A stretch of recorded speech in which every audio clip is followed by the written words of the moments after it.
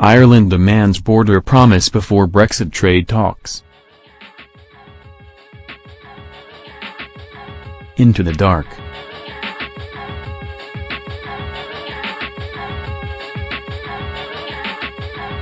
Mrs May's spokesperson said both leaders had agreed to work together to find solutions ensuring there is no return to the borders of the past. Earlier, Mr Varadkar's message was echoed by Irish Foreign Minister Simon Coveney, who held talks with his UK counterpart, Boris Johnson, in Dublin. Mr Coveney said there was a sense of jumping into the dark for Ireland, as the future operation of its border with Northern Ireland had not been agreed. Yes, we all want to move on to phase 2 of the Brexit negotiations, but we are not in a place right now that allows us to do that, the foreign minister said.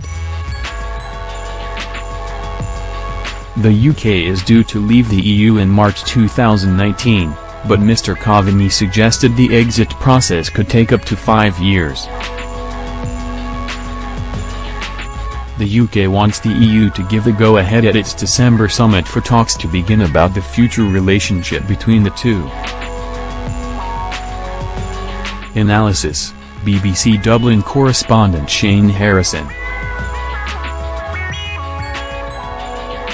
Despite cordial exchanges between the two foreign ministers, one thing was clear: Ireland and the UK are still at odds about whether enough progress has been made in the EU-UK divorce talks to allow the two sides to move on to discussions about future relationships.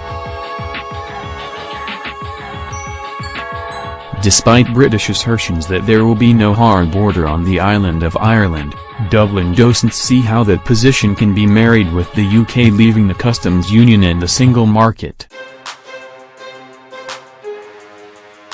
Nor does Dublin think a 2-year transitional deal for business to adjust to Brexit is long enough.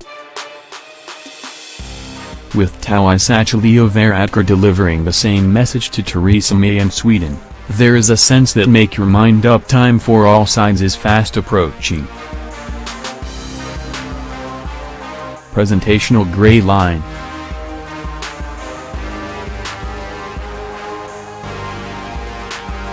Mr Johnson said it was necessary to move on to the second stage of negotiations, where issues raised by Mr Coveney would be thrashed out.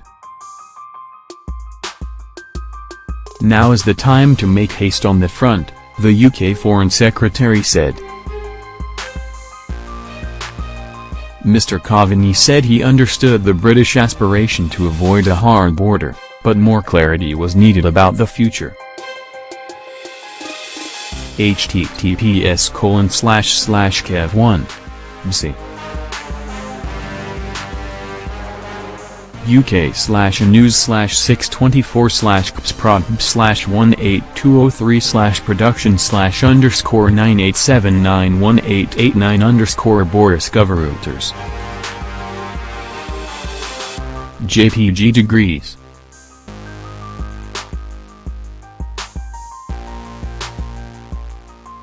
We are in the heat of the negotiations right now and, of course, we want to move on to the negotiations on trade, but there are issues that need more clarity, he said.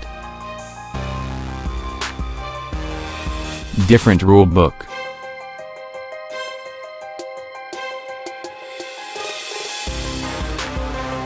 This is a very fundamental change in the relationship between Ireland and Britain and the EU, and it will require significant adjustment. The appropriate timetable is closer to 4 or 5 years than it is to 2. Mr Coveney added, "We simply don't see how we can avoid border infrastructure. Once standards change, it creates differences between the two jurisdictions and a different rule book. When you have a different rule book, you are starting to go down the route of having to have checks." Asked whether the government was constrained by its confidence and supply arrangement with the Democratic Unionist Party, Mr Johnson said that was not at all an issue. The DUP agreed to support Theresa May's minority government after June's election in return for £1 billion of extra funding for Northern Ireland. European leaders say talks can only progress if enough progress has been made on the Irish border, citizens' rights and Britain's EU budget contributions. Meanwhile, Ken Clarke has said the UK remaining in the single market and customs union is vital for peace and stability in Northern Ireland. It is the obvious solution as no one wants physical border controls, the former Chancellor and now Conservative rebel told BBC News The View. The border problem in Northern Ireland, the supreme importance of keeping the settlement in place, retaining peace in Northern Ireland is probably the single biggest, most important reason why it would be preferable for the United Kingdom as a whole to stay in the single market and the customs union, he said.